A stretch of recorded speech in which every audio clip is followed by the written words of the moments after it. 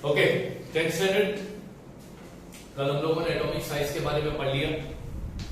आज मैं दो चीज पढ़ाने वाला हूं, metallic and non metallic character. Metallic और नॉन मेटेलिक कैरेक्टर को पढ़ाने से पहले तुमको ये दो टर्म समझना होगा। इलेक्ट्रोपॉजिटिव एलिमेंट क्या होता है, इलेक्ट्रोनेगेटिव एलिमेंट क्या होता है। इलेक्ट्रोपॉजिटिव इलेक्ट्रोनेगेटिव एलिमेंट क्या होता है, पहले ये समझा। इसको समझाने से पहले ये चैप्टर जब हमने स्टार्ट किया, जब हमने मॉडर्न पीरियोडिक टेबल स्टार्ट किया, तो हमने बोला था, पढ़ा था कि मॉडर्न पीरियोडिक टेबल में एलिमेंट को 4 ब्लॉक में डिवाइड किया गया, एस, पी, डी और एफ। एलिमेंट को 4 ब्लॉक में डिवाइड किया गया था मॉडर्न पीरियोडिक टेबल में। हमने ऑलरेडी इंट्रोडक्शन में इसके पढ़ लिया, ठीक है। और मैंने ये भी बताया था कि अगर हम पी ब्लॉक से, मॉडर्न पीरियोडिक टेबल में पी ब्लॉक से अगर एक जिगजैग लाइन बनाते हैं, पी ब्लॉक पर हम क्या बनाएंगे, जिगजैग लाइन। तो जिगजैग लाइन बनाने के बाद उस पूरे पीरियोडिक टेबल में तुम्हें 3 तरह के एलिमेंट मिलेंगे। जिगजैग की लेफ्ट हैंड की तरफ तुम्हें क्या मिलेगा, मेटल। जिगजैग के राइट हैंड साइड पर तुमको क्या मिलेगा, नॉन मेटल। और जिगजैग लाइन के बाउंड्री के अंदर जितने भी आ गए एलिमेंट वो है मेटलॉइड। ये पहले ही हमने बताया, क्योंकि एलिमेंट की बेसिकली टाइप कितने, एलिमेंट के type 3, metal, non metal, metalloid. Element के टाइप कितने हैं, 3, मेटल, नॉन मेटल, मेटलॉइड। तो ये टाइप बने कैसे, मेटल क्यों नाम दिया, नॉन मेटल कैसे आया, मेटलॉइड का मतलब क्या, तो वो समझेंगे। और वो समझाएगा कौन, ये दो टर्म, इलेक्ट्रोपॉजिटिव, इलेक्ट्रोनेगेटिव। अब what is electropositive element, the tendency of an element to form cat ion। अब तुम बोलोगे कैट आयन यानी बिल्ली का आयन, नहीं भाई, बिल्ली आयन नहीं। कैट आयन का मतलब होता है पॉजिटिव आयन। अच्छा, पॉजिटिव आयन, नेगेटिव आयन के बारे में हम लोगों ने 9th स्टैंडर्ड में बहुत अच्छे से पढ़ा था। आयन बनता कैसे, एटम से। एटम आयन में कन्वर्ट कब होगा, एटम आयन में कन्वर्ट होता है इलेक्ट्रॉन देने से या इलेक्ट्रॉन लेने से। एटम न्यूट्रल है, एटम के पास जितने प्रोटॉन होते हैं उतने ही इलेक्ट्रॉन होते हैं, यानी जितना पॉजिटिव चार्ज उतना ही नेगेटिव चार्ज। इसलिए एटम का चार्ज कैसा, न्यूट्रल। सपोज करते हैं एक्स एटम है, एलिमेंट एक्स का ये एटम है। अब तो बोलोगे सर एलिमेंट एक्स तो नहीं है मॉडर्न पीरियोडिक टेबल में, मेरे को भी मालूम है नहीं है, ये समझाने के लिए बता रहा हूं, ठीक है। इसके पास नंबर ऑफ प्रोटॉन मान लो 5 है, तो नंबर ऑफ इलेक्ट्रॉन भी कितने होंगे, 5। यानी जितना पॉजिटिव चार्ज उतना ही नेगेटिव चार्ज। तो ये जो एटम है ये इलेक्ट्रिकली न्यूट्रल है, यानी इसका कोई चार्ज नहीं होता, इसका कोई चार्ज नहीं होता, ठीक है। अच्छा, अब मान लो एटम एक्स ने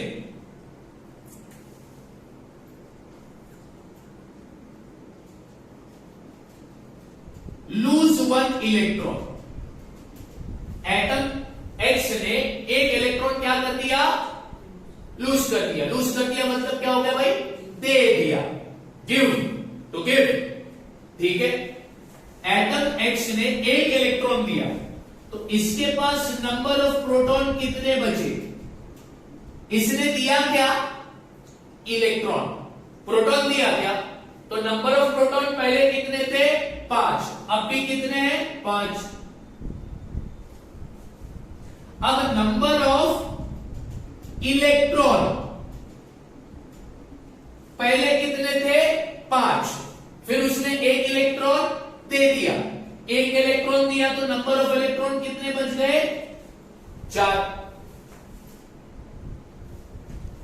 अभी इस एटम के पास पॉजिटिव चार्ज 5 है और नेगेटिव चार्ज 4 है,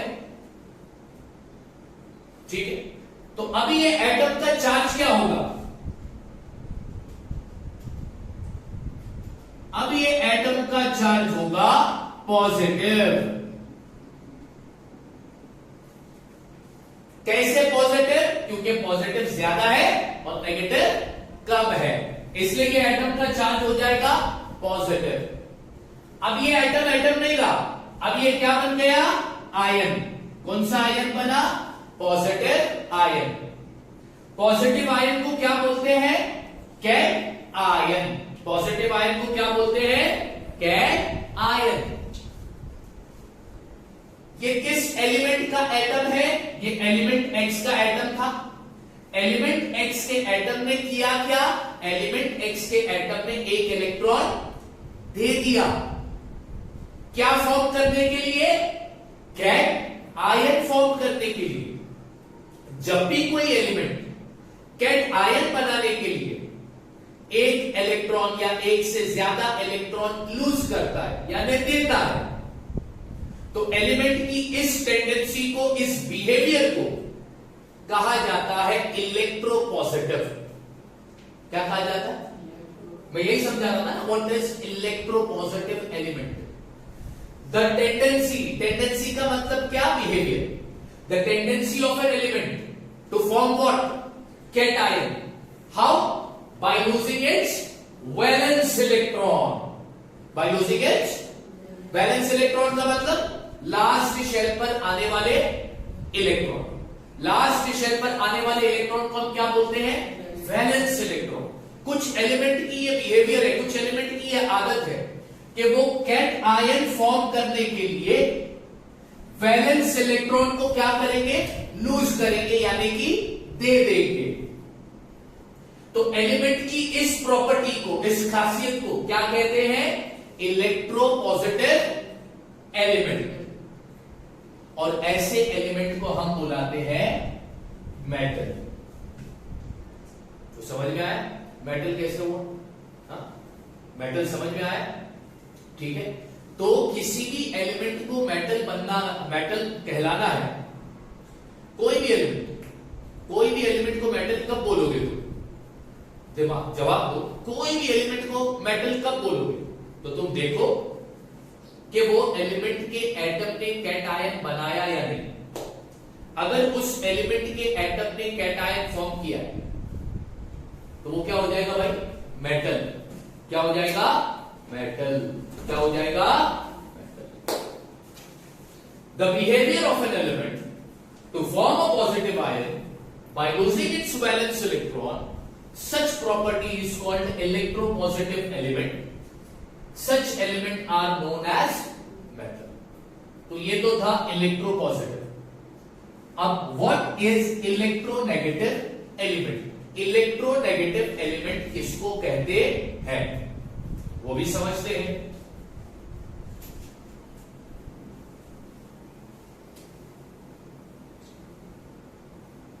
electronegative element, the tendency of an element to form an ion.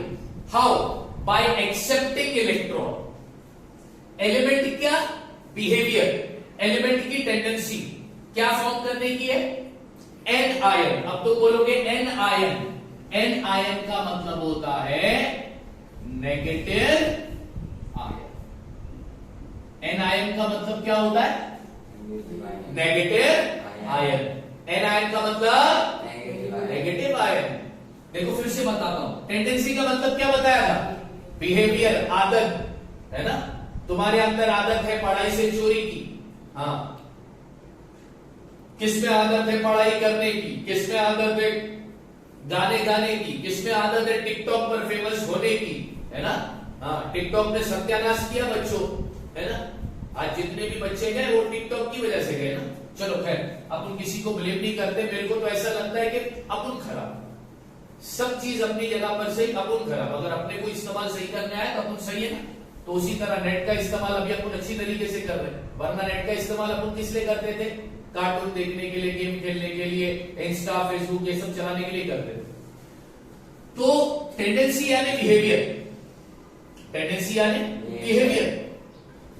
The tendency of element, element की आदत है। क्या आदत है? To form anion. Anion बनाता है एलिमेंट। कैसे बनाते हैं एनायन?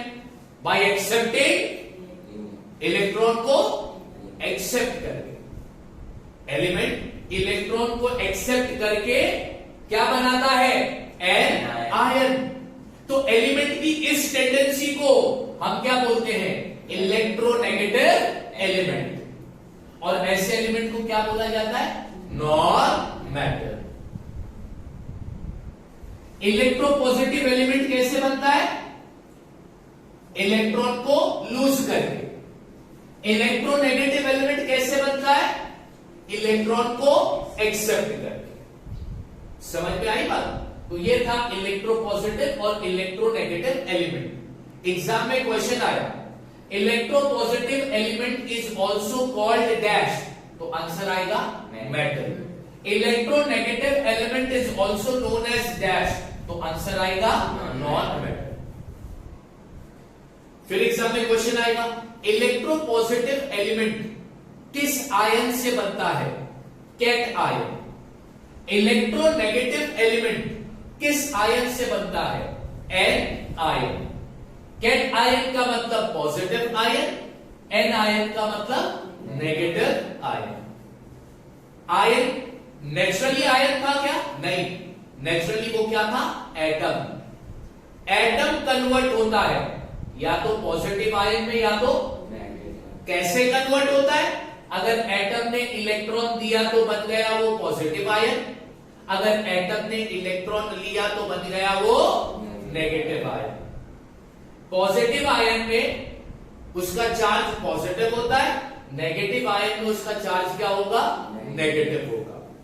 अब नेक्स्ट क्वेश्चन आता है, why metal have a tendency to lose electron to form cation? Why metal have a tendency to lose electron to form what? सिर्फ मेटल के अंदर ही ये टेंडेंसी क्यों है इलेक्ट्रॉन लूज करके कैटायन बनाने? सवाल बहुत गहरा है बच्चों, दिल पे लगना चाहिए ऐसे सवाल। साइंटिफिक सवाल होते बच्चों ये। देखो तुम्हारे बाल कम कर देने वाले सवाल है। हाँ, सवाल ऐसे होने चाहिए, बच्चा जवाब दे, थक जाएगा बच्चा। अरे हाँ यार, सिर्फ मेटल के अंदर ही टेंडेंसी है इलेक्ट्रॉन लूज करने की। मेटल ही इलेक्ट्रॉन लूज करके कैटायन फॉर्म करता है। व्हाई? क्यों? नॉन मेटल क्यों नहीं करता? मेटल ही क्यों करता है? जवाब लिखा है बोर्ड पर। The number of valence electron in metal is small. The number of what? In what? As how much? Small मतलब वैलेंस इलेक्ट्रॉन कितने होंगे? 1 से 3 के बीच में, या तो 1 होंगे या तो 2 होंगे या तो 3। अब मैं डायग्राम बनाता हूं एटम का। मैं 2 डायग्राम बनाऊंगा एटम के, ठीक है बच्चों? हाँ, और फिर मैं वहां पर फोर्स की बात करके तुम्हें ये समझाऊंगा, ठीक है? तो ध्यान से देखना बच्चों। अच्छा, मैं कोई भी एलिमेंट जो मैं ले रहा हूं वो प्रॉपर एलिमेंट नहीं ले रहा हूं, मैं अपने तरफ के एलिमेंट ले रहा हूं, ठीक है? ऐसे कोई एलिमेंट तुमको मिलेंगे नहीं दुनिया में।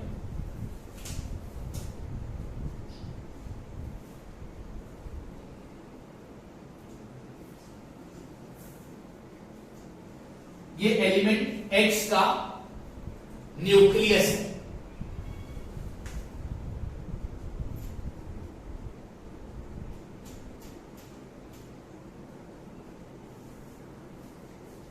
ये एलिमेंट Y का न्यूक्लियस है।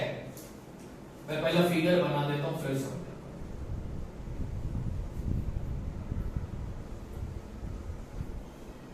अब तुम बोलोगे सर ये गोल गोल क्या है? तो अंडा, गोल गोल अंडा है ना? बस बहुत तरक्की करोगे बेटा, नासा नहीं उसके ऊपर की दुनिया में जाओगे, डायरेक्ट अलगायब।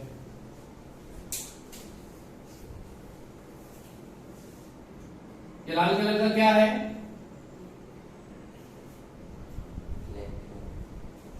जोर से बोल। इलेक्ट्रॉन।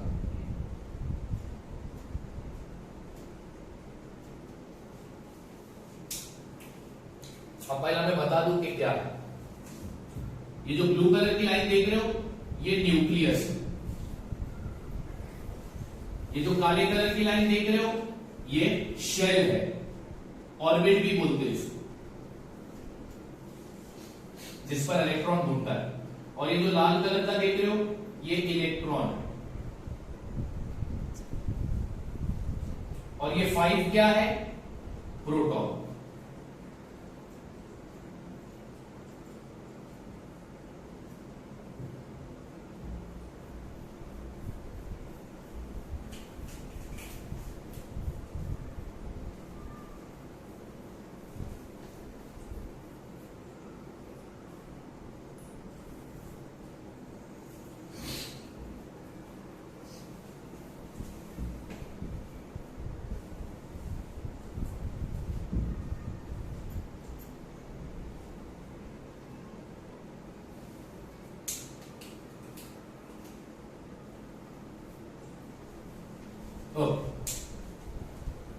अब मेहरबानी करके कल का एक स्टेटमेंट याद करो, क्या लिखाया था?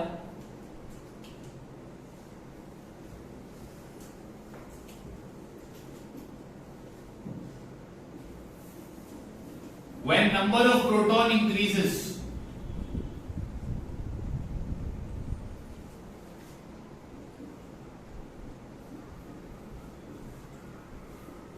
the power of nucleus to attract electron increases. क्या लिखा है? नहीं, जब नंबर ऑफ प्रोटॉन बढ़ता है तो न्यूक्लियस का पावर भी बढ़ जाता है इलेक्ट्रॉन को अट्रैक्ट करने का। तुम्हारे पास दो एटम है, एक्स का और वाई का। एक्स के पास नंबर ऑफ प्रोटॉन कितने और वाई के पास नंबर ऑफ प्रोटॉन कितने? ठीक है, किसके पास नंबर ऑफ प्रोटॉन ज्यादा होगा? वाई के पास ज्यादा है, यानी इधर न्यूक्लियस का इलेक्ट्रॉन को अट्रैक्ट करने का पावर ज्यादा होगा और इधर न्यूक्लियस का इलेक्ट्रॉन को अट्रैक्ट करने का पावर कम होगा। होगा ना? हाँ या ना? अच्छा, इसके लास्ट शेल पर कितने इलेक्ट्रॉन? 3। और इसके लास्ट शेल पर 8 इलेक्ट्रॉन। तो इसके बैलेंस इलेक्ट्रॉन है 3, इसका बैलेंस इलेक्ट्रॉन है। फिर तुमने मेरे को अभी बताया था कि सर इसका अट्रैक्ट, न्यूक्लियस का इलेक्ट्रॉन को अट्रैक्ट करने का पावर कम है और इधर न्यूक्लियस को इलेक्ट्रॉन को अट्रैक्ट करने का पावर ज्यादा है। क्यों भैया? क्योंकि इधर नंबर ऑफ प्रोटॉन कम है और इधर नंबर ऑफ प्रोटॉन ज्यादा है। इधर न्यूक्लियस सारे लास्ट शेल के इलेक्ट्रॉन पर खूब जोर से पावर लगा रहा है, क्या वो उसको हिलने देगा, भागने देगा इधर उधर? और यहां पर पावर कम है तो लास्ट शेल के इलेक्ट्रॉन पर पावर कैसा लग रहा है? कम लग रहा है। तो यहां के इलेक्ट्रॉन जो है वो फ्रीली मूव कर सकते हैं, वो फ्रीली मूव कर सकते हैं। तो अब एक बात बताओ, इन दोनों में से कौन इलेक्ट्रॉन देगा? ये वाला इलेक्ट्रॉन देगा ना? यस सर, ये वाला इलेक्ट्रॉन देगा, क्योंकि इधर पावर ज्यादा नहीं है, न्यूक्लियस की ज्यादा नहीं चल रही है। न्यूक्लियस इस पे पावर लगा रहा है लेकिन उतना होल्ड नहीं बना पा रहा है, इसलिए क्या हो जाएगा, ये अपना इलेक्ट्रॉन लूज कर देगा। और जब ये इलेक्ट्रॉन लूज करेगा तो ये मेटल बनेगा या नॉन मेटल बनेगा? मेटल बनेगा। क्या बनेगा? क्या बनेगा? अगर ये मेटल बन गया तो ये कैटायन बन गया ना? आया ना? अगर मान लो इसने 3 इलेक्ट्रॉन दे दिया तो इसके पास प्रोटॉन कितने बचे? प्रोटॉन तो 5 ही बचे और इलेक्ट्रॉन कितने बचेंगे? पॉजिटिव चार्ज ज्यादा हो गया तो ये बन गया कैट।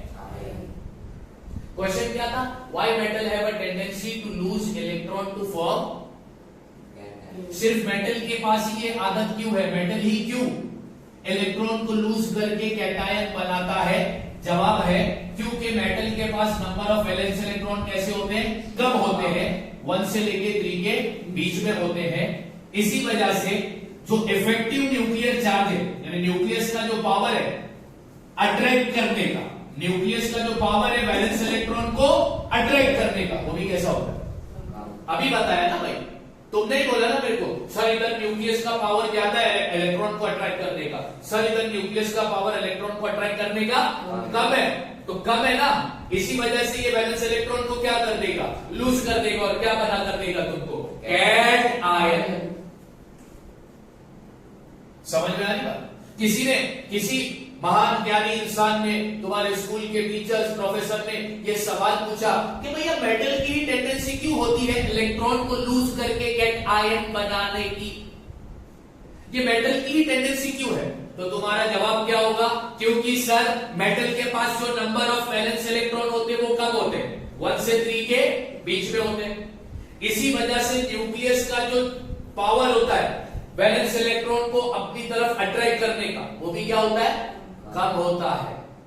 इस वजह से मेटल की टेंडेंसी है कि वो इलेक्ट्रॉन को लूज करके क्या फॉर्म करता है, कैट आयन। कैट आयन का मतलब कौन सा आयन हो गया, पॉजिटिव आयन। इलेक्ट्रोपॉजिटिव एलिमेंट कब बनता है, एलिमेंट इलेक्ट्रोपॉजिटिव, इलेक्ट्रॉन देगा तो वो बन जाएगा इलेक्ट्रोपॉजिटिव एलिमेंट। इलेक्ट्रोनेगेटिव एलिमेंट कब बनता है, अगर वो इलेक्ट्रॉन लेगा तो वो क्या बन जाएगा, electronegative element. Electropositive element metal हो गया, इलेक्ट्रोनेगेटिव एलिमेंट नॉन मेटल हो गया। फिर तुम बोलोगे सर एलिमेंट के तो 3 टाइप थे, मेटल, नॉन मेटल और मेटलॉइड, तुमने ही बताया। सर मेटल समझ में आ गया, नॉन मेटल समझ में आ गया, मेटलॉइड क्या है, मेटलॉइड ये वो एलिमेंट होंगे जिनके अंदर मेटल की भी खासियत होगी और नॉन मेटल की भी खासियत होगी, जिनके अंदर मेटल की भी खासियत होगी और ऐसे एलिमेंट को हम कहते हैं मेटलॉइड। जिन एलिमेंट के पास दोनों खासियत होगी, मेटल की भी और तो उनको क्या बोलेंगे, क्या बोलेंगे भैया, क्या बोलेंगे भैया, क्या बोलेंगे भैया, मेटल। ठीक है, इलेक्ट्रोपॉजिटिव एलिमेंट हो गया, इलेक्ट्रोनेगेटिव एलिमेंट हो गया, ये क्वेश्चन समझ में आ गया, मेटलॉइड समझ में आ गया। अब हम पढ़ेंगे metallic and non metallic character. ठीक है, okay, variation of metallic character in a, अब हम देखेंगे कोई भी ग्रुप लेंगे उसमें मेटेलिक कैरेक्टर किस तरह वराई करते हैं, यानी मेटेलिक कैरेक्टर में क्या चेंजेस देखने को मिलता है वो पढ़ेंगे। तो यहां पर मैंने लिया है ग्रुप नंबर 1, मैंने ग्रुप नंबर 1 के 3 एलिमेंट लिए हैं, लिथियम, सोडियम और पोटेशियम, और यहां पर मैंने उनका इलेक्ट्रॉनिक कॉन्फ़िगरेशन बनाया है। लिथियम का इलेक्ट्रॉनिक, लिथियम के पास शेल है 2, ठीक है, कितने शेल है इसके पास, 2।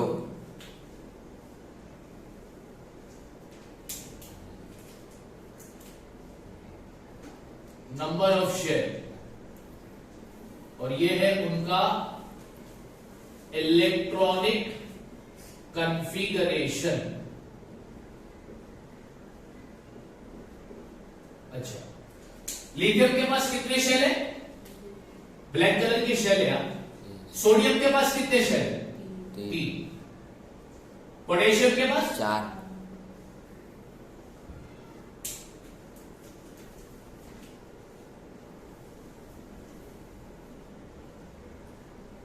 वैलेंस इलेक्ट्रॉन, वैलेंस यानी लास्ट शेल पर आने वाले इलेक्ट्रॉन, तो लिथियम के लास्ट शेल पर कितने इलेक्ट्रॉन, 1। सोडियम के पास 1 और पोटेशियम के पास 1।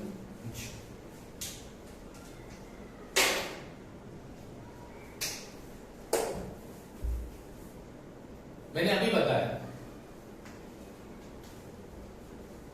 जिन एलिमेंट के वैलेंस इलेक्ट्रॉन 1 से 3 के बीच में होते हैं, वैलेंस इलेक्ट्रॉन, जिन एलिमेंट के वैलेंस इलेक्ट्रॉन 1 से 3 के बीच में होते हैं वो एलिमेंट को हम बोलते हैं मेटल।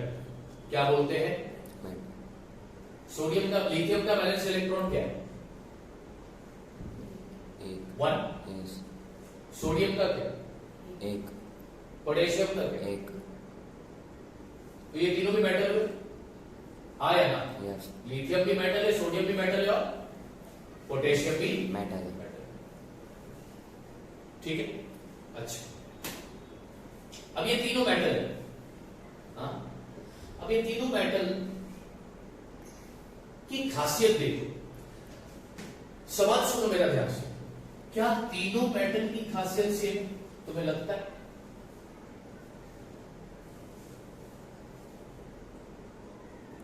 तीनों मेटल के कैरेक्टर सेम होंगे क्या? नहीं। नहीं, पक्का है?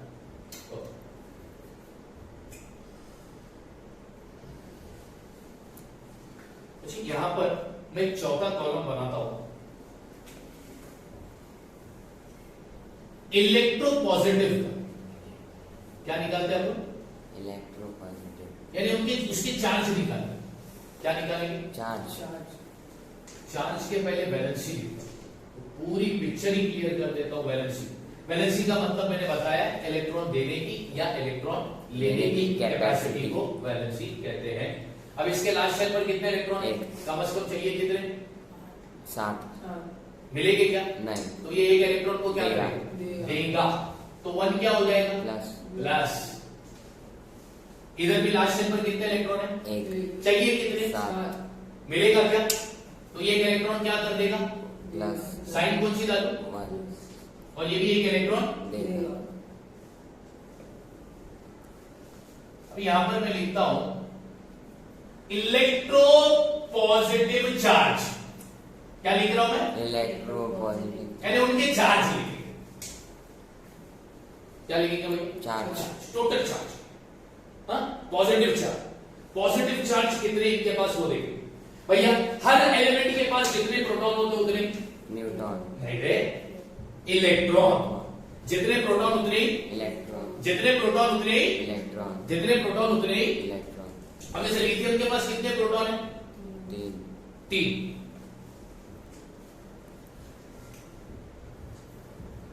3 प्रोटॉन होंगे। एक इलेक्ट्रॉन देगा तो बचेंगे कितने इलेक्ट्रॉन? 0।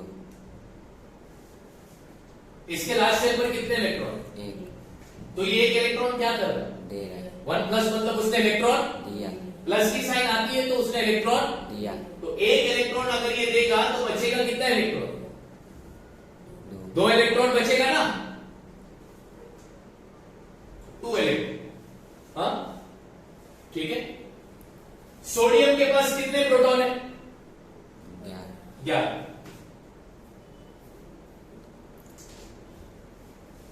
ओके, अब अगर वो एक इलेक्ट्रॉन दे देता है तो उसके पास इलेक्ट्रॉन कितने बचे?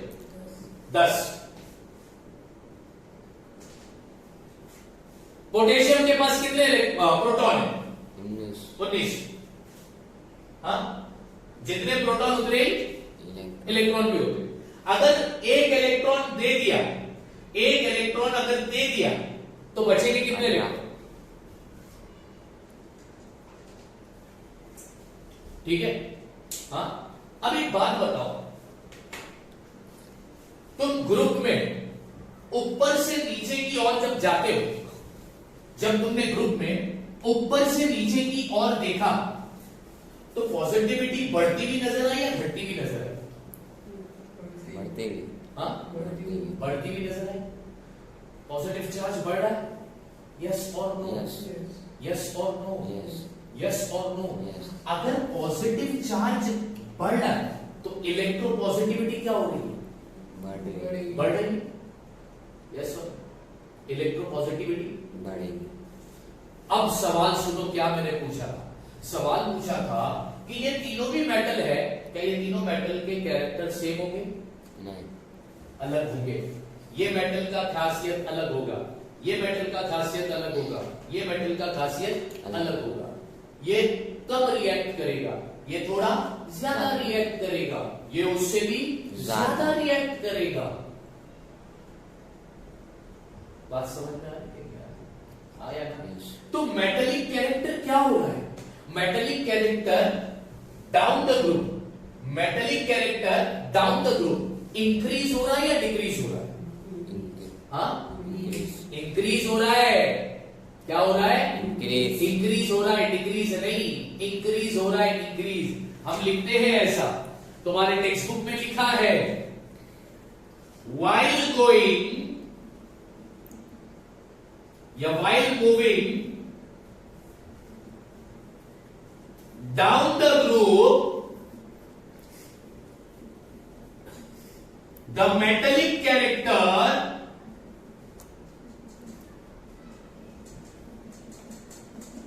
increases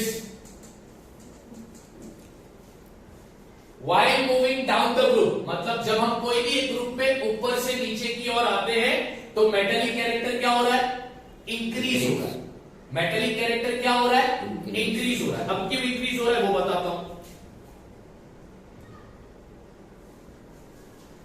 because electropositivity of an element goes on increasing while moving down the group। यानी जब हम कोई भी एक ग्रुप में टॉप से बॉटम की ओर चलते हैं तो हम देखते हैं कि मेटेलिक कैरेक्टर इंक्रीज हो रहा है। मेटेलिक कैरेक्टर इंक्रीज होने की वजह क्या है? मेटेलिक कैरेक्टर इंक्रीज होने की वजह है इलेक्ट्रोपॉजिटिविटी ऑफ एन एलिमेंट भी क्या हो रहा है? इंक्रीज। अभी यहां पर इलेक्ट्रो के सेंटेंस का मतलब मैंने तुमको बताया। यहां पर तुमने मैंने बोला ना कि पॉजिटिव चार्ज क्या हो रहा है? जब तुम ग्रुप में टॉप से बॉटम की ओर जा रहे हो तो पॉजिटिव चार्ज क्या हो रहा है? इंक्रीज हो रहा है। पॉजिटिव चार्ज का इंक्रीज होने का मतलब इलेक्ट्रोपॉजिटिविटी का इंक्रीज हो जाना, बढ़ जाना। और जब जब इलेक्ट्रोपॉजिटिविटी इंक्रीज होगा तो मेटेलिक कैरेक्टर भी क्या होगा? इंक्रीज होगा। ठीक है, इसका आगे रीजन भी और देते हैं।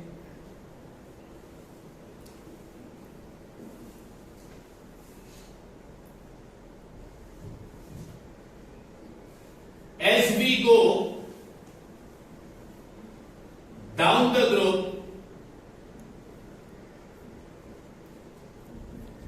one more shell get added। जब तुम ग्रुप में ऊपर से नीचे की ओर आ रहे हो तो एक एक शेल तुम बढ़ता हुआ नजर पा रहे हो। पहले एलिमेंट के पास कितना शेल था?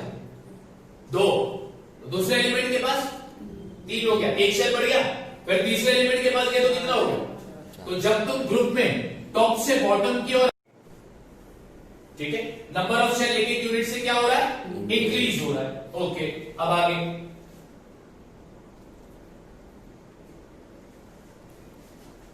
ड्यू टू विच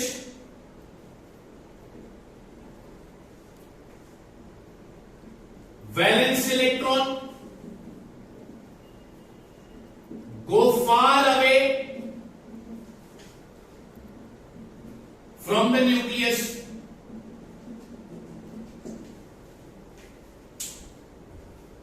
क्या लिखा है मैंने? Due to which valence electron go far away from the nucleus. ये ब्लू कलर का न्यूक्लियस है। तीनों एटम को देखकर बताओ, क्या तीनों एटम का न्यूक्लियस और लास्ट शेल के बीच का डिस्टेंस सेम है क्या? नहीं ना, नहीं ना।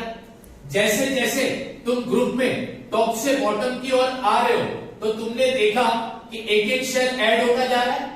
एक एक शेल ऐड होने का मतलब क्या है? एक एक शेल ऐड होने का मतलब है न्यूक्लियस और वैलेंस इलेक्ट्रॉन के बीच में दूरियां भी और बढ़ जाती है। न्यूक्लियस और वैलेंस इलेक्ट्रॉन की दूरी बढ़ गई यहां पर, न्यूक्लियस और वैलेंस इलेक्ट्रॉन की दूरी बढ़ गई यहां पर, हाँ या ना? अब दूरी बढ़ने की वजह से क्या होगा? जब दूरियां बढ़ जाएगी तो क्या होगा? तो न्यूक्लियस का पावर वैलेंस इलेक्ट्रॉन को अट्रैक्ट करने का वो क्या हो जाएगा भाई? कम हो जाएगा, हाँ या ना? वो आगे लिखा देता हूं। And because of which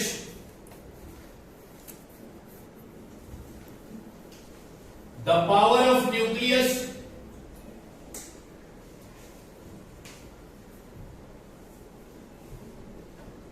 to attract valence electron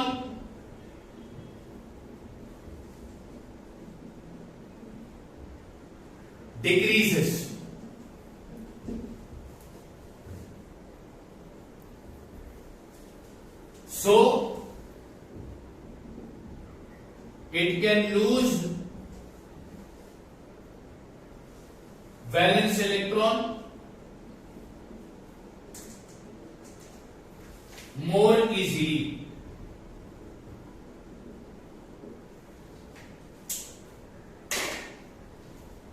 पहले से एक बात देख लो, हमने ग्रुप लिया, ग्रुप में हमने 3 एलिमेंट लिखे, 3 एलिमेंट के हमने इलेक्ट्रॉनिक कॉन्फ़िगरेशन लिखे, नंबर ऑफ शेल लिखे, वैलेंस इलेक्ट्रॉन लिखे, वैलेंसी लिखी, पॉजिटिव और नेगेटिव चार्ज बता दिया।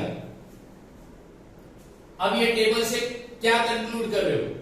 ये टेबल से तुम बोल रहे हो सर जब हम इस ग्रुप में टॉप से बॉटम की ओर जा रहे हैं तो हम देख रहे हैं कि मेटेलिक कैरेक्टर जो है वो इंक्रीज हो रहा है, मेटेलिक कैरेक्टर इंक्रीज हो रहा है। सर मेटेलिक कैरेक्टर इंक्रीज क्यों हो रहा है? मेटेलिक कैरेक्टर इंक्रीज हो रहा है इलेक्ट्रोपॉजिटिविटी बढ़ने की वजह से। सर इलेक्ट्रोपॉजिटिविटी क्या हो रही है? बढ़ रही है। इलेक्ट्रोपॉजिटिविटी बढ़ने की वजह से मेटेलिक कैरेक्टर भी क्या हो रहा है? इंक्रीज हो रहा है। When we go in a group, when we go down the group, when we go down a group, जब भी कोई भी ग्रुप ले लो, 18 ग्रुप है, कोई भी ग्रुप ले लो, कोई भी ग्रुप में जब तुम टॉप से बॉटम की ओर जाओगे तो मेटेलिक कैरेक्टर को इंक्रीज होता हुआ पाओगे। क्यों? क्योंकि इलेक्ट्रोपॉजिटिविटी क्या हो रही है? इंक्रीज हो रही है। अब इलेक्ट्रोपॉजिटिविटी इंक्रीज क्यों हो रही है? क्योंकि नंबर ऑफ शेल भी इंक्रीज हो रहा है। नंबर ऑफ शेल के इंक्रीज होने से क्या होगा? नंबर ऑफ शेल के इंक्रीज होने से न्यूक्लियस का वैलेंस इलेक्ट्रॉन को अट्रैक्ट करने का पावर कम हो जाएगा, तो आसानी से ये लोग वैलेंस इलेक्ट्रॉन को लूज करेंगे।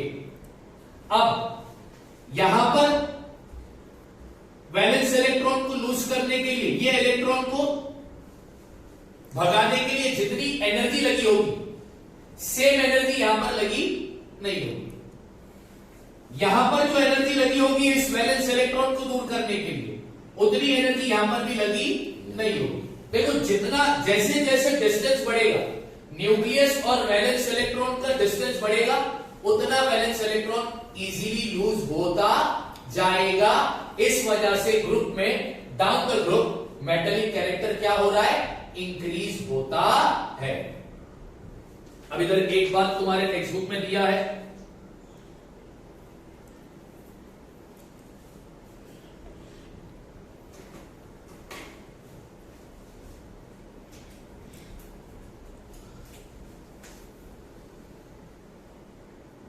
ये याद रखना है, while moving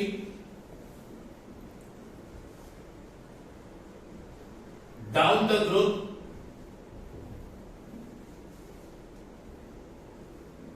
इलेक्ट्रोनेगेटिविटी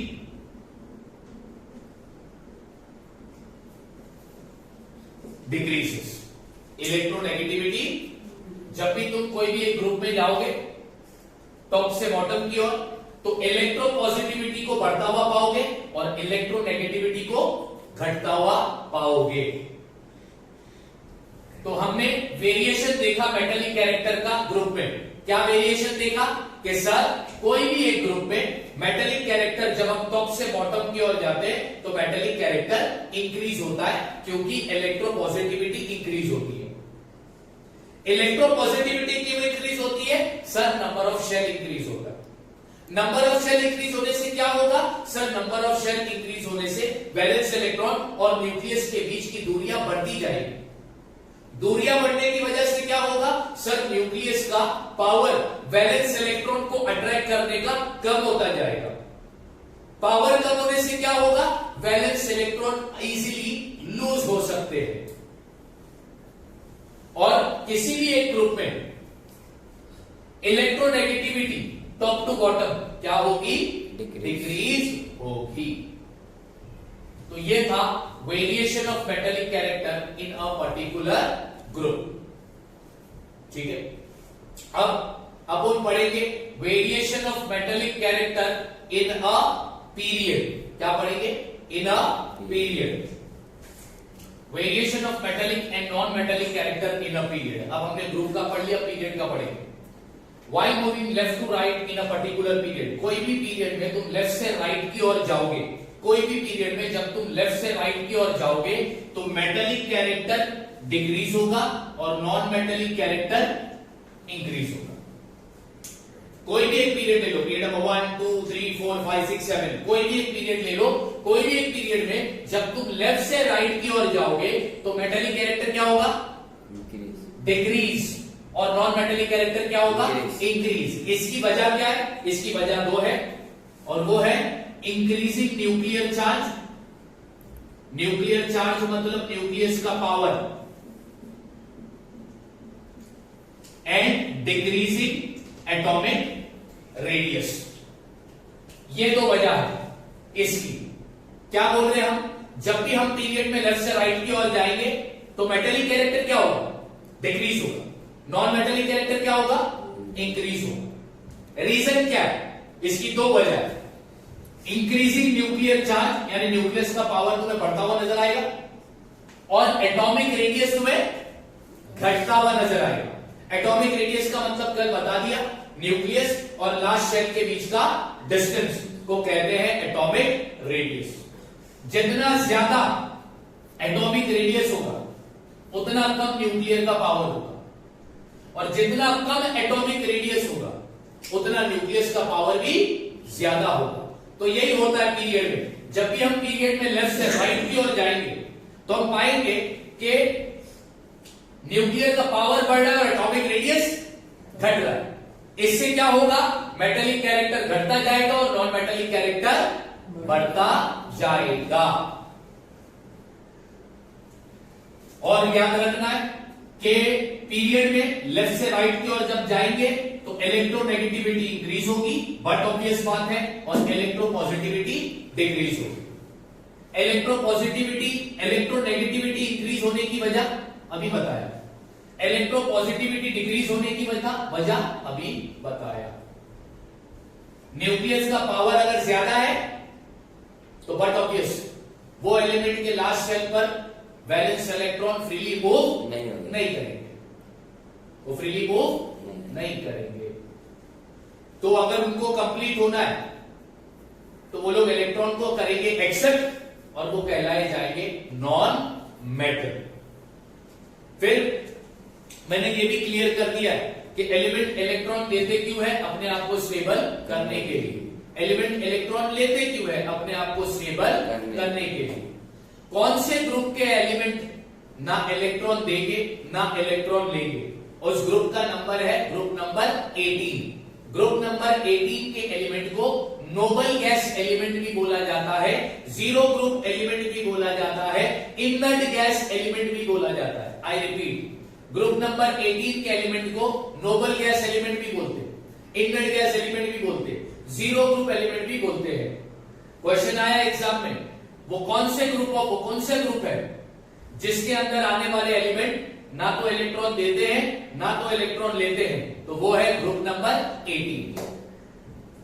अब इस चैप्टर में तुम्हें ग्रुप नंबर 1 2 के एलिमेंट याद रखो, ग्रुप नंबर 17 और 18 के एलिमेंट याद रखो, period number 1 period number 2 period number 3 के एलिमेंट को याद रखो।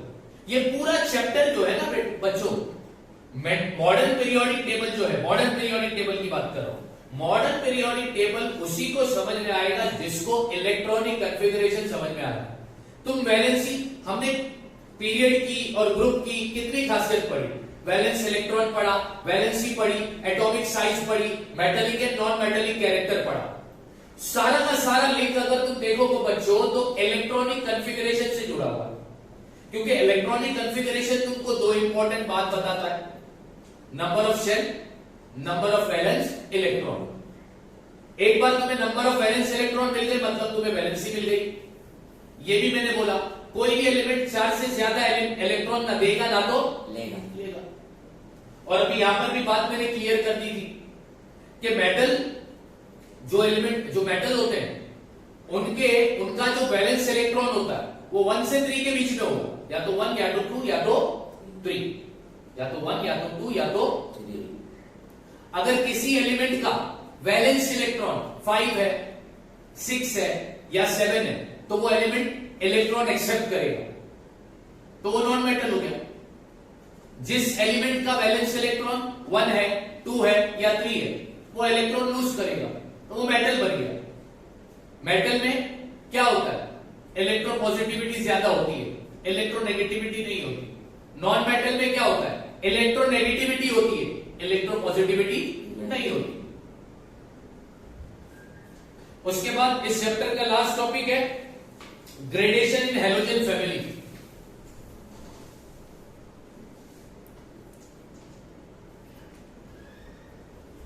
ग्रेडेशन इन हैलोजन फैमिली।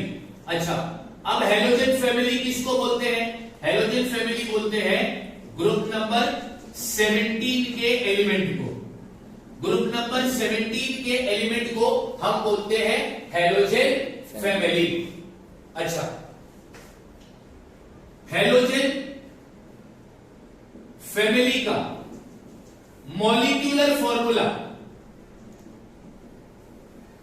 H2 होता है। हैलोजन फैमिली का मॉलिक्यूलर फॉर्मूला क्या होगा, H2। यहां पर H stand for element, H stand for element. Halogen family के मेंबर्स के नाम लिखो। मेंबर्स के नाम यानी एलिमेंट के नाम। तो अगर तुम पीरियोडिक टेबल में ग्रुप नंबर 17 देखोगे,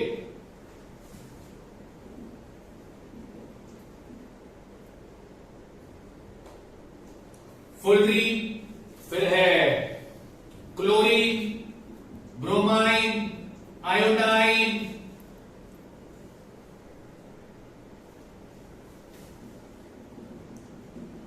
एक्सेट्रा, ये सब हैलोजन फैमिली के मेंबर्स हैं। फुलरीन का मॉलिक्यूलर फॉर्मूला क्या होगा, F2, क्योंकि इनका स्टैंडर्ड मॉलिक्यूलर फॉर्मूला क्या है, X किसके लिए होता है, क्लोरीन का क्या होगा, ब्रोमाइन का क्या होगा, आयोडाइन का क्या होगा, समझ में आ रही है, हाँ या ना। अच्छा, और क्या याद रखना है इसमें,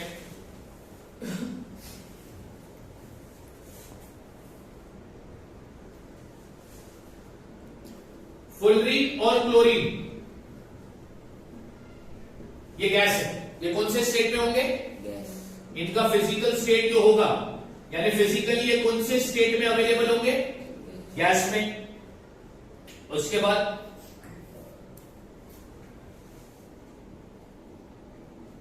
ब्रोमाइन जो होगा वो लिक्विड में होगा,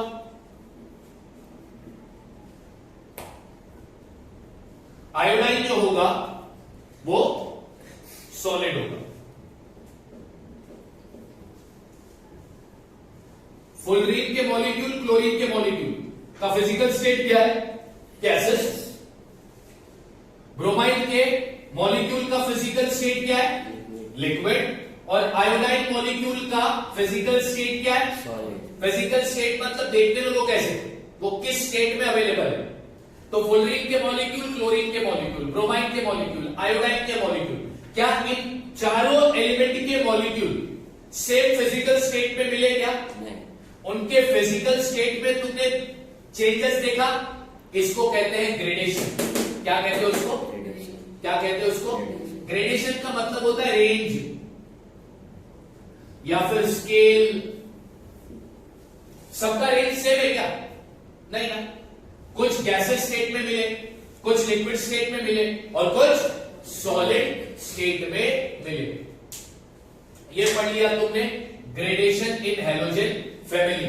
आई रिपीट, ग्रुप नंबर 1 के फैमिली को बोलते हैं alkaline metal, group number 2 family को बोलते हैं alkaline earth metal, group number 17 को बोलते हैं हैलोजन फैमिली, ग्रुप नंबर 18 को बोलते हैं नोबल गैस या जीरो गैस या inert gas. Group number 1 focus रखो, ग्रुप नंबर 2 फोकस रखो, पीरियड नंबर 1 2 3 फोकस रखो, ग्रुप नंबर 17 और 18 को फोकस में रखना। इलेक्ट्रॉनिक कॉन्फ़िगरेशन कैसे बनाते बताया। इलेक्ट्रॉनिक कॉन्फ़िगरेशन का मतलब होता है इलेक्ट्रॉन को शेल में डिस्ट्रीब्यूट करना। हमारे सिलेबस में कितने शेल पढ़ने हैं, 4, K L M N। पहले शेल पे इलेक्ट्रॉन रखने की कैपेसिटी 2, फिर 8, फिर 18 और फिर 32। इलेक्ट्रॉन रखने की कैपेसिटी को निकालने का फॉर्मूला क्या है? 2n²। वहां पर n का मतलब क्या होता है? पोजीशन। सब कुछ पढ़ा चुका हूं,